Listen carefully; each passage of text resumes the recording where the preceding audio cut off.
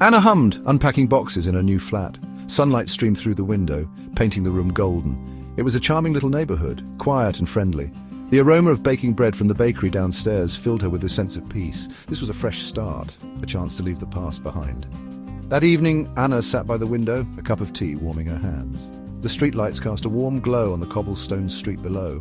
Children laughed as they played, their voices echoing in the twilight. A smile touched Anna's lips. It was good to be home, or at least it felt like home already. Later that night, Anna woke with a start. A sound, a whisper perhaps, had disturbed her sleep. She sat up in bed, heart pounding, and listened intently. Silence. Moonlight sliced through the window, casting long dancing shadows on the wall. Just as she was about to dismiss it as a figment of her imagination, she saw it. A flicker of movement outside her window. Anna crept towards the window, her breath catching in her throat. She peered into the darkness, her eyes straining to make sense of the shadows. There, for a fleeting moment, she saw it again, a dark, indistinct figure pressed against the window. Then, just as quickly as it had appeared, it was gone. The next day, Anna tried to shake off the unease that clung to her like a shroud. She told herself it was just a trick of the light, a figment of her overactive imagination. But deep down, a seed of doubt had been sown. The image of the shadowy figure lingered in the back of her mind, refusing to be dislodged.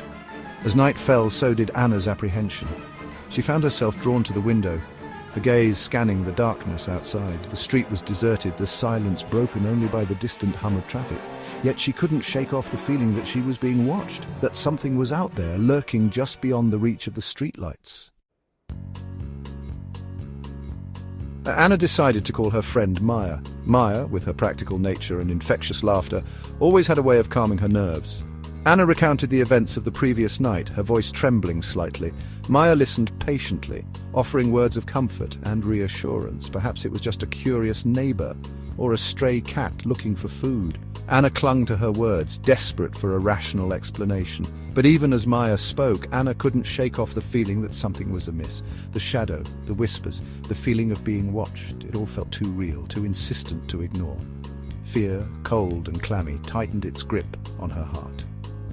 Sleep that night was a distant dream, replaced by a nightmarish vigil as Anna lay awake, every creak of the floorboards, every rustle of leaves outside her window, sending shivers down her spine. The following night was the worst yet. The shadow returned, bolder this time, its form clearer against the faint moonlight. It seemed to be pressing against the window, its edges blurring, reaching towards her. Anna stumbled back from the window, her breath catching in her throat, her heart pounding against her ribs like a trapped bird.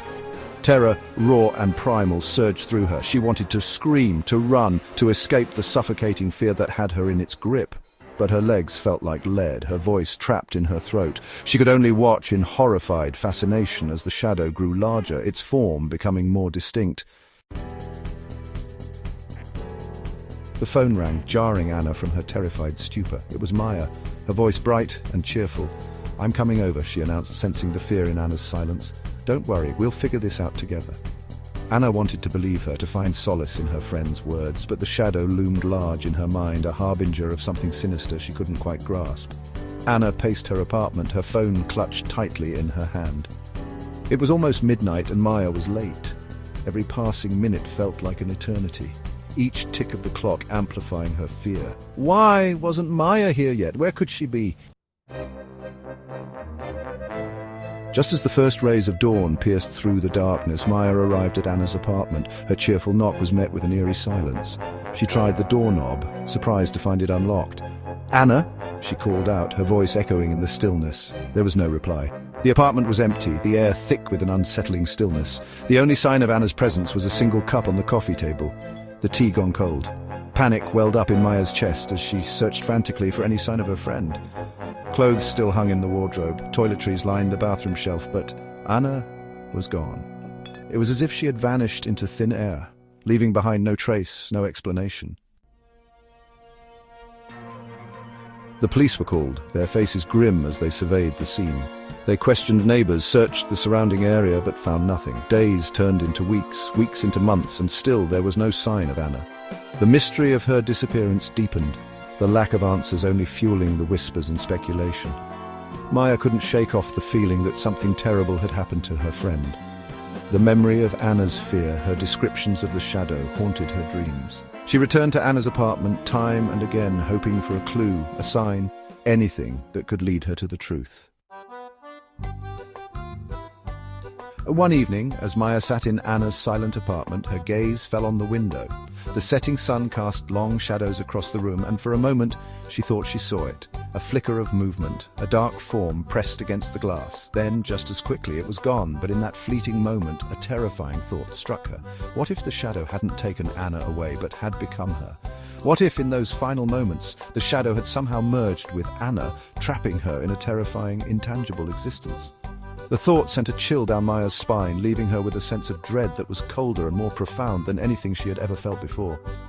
The shadow in the window remained, a silent, eerie testament to the mystery of Anna's disappearance, a constant reminder that some things are best left unexplained.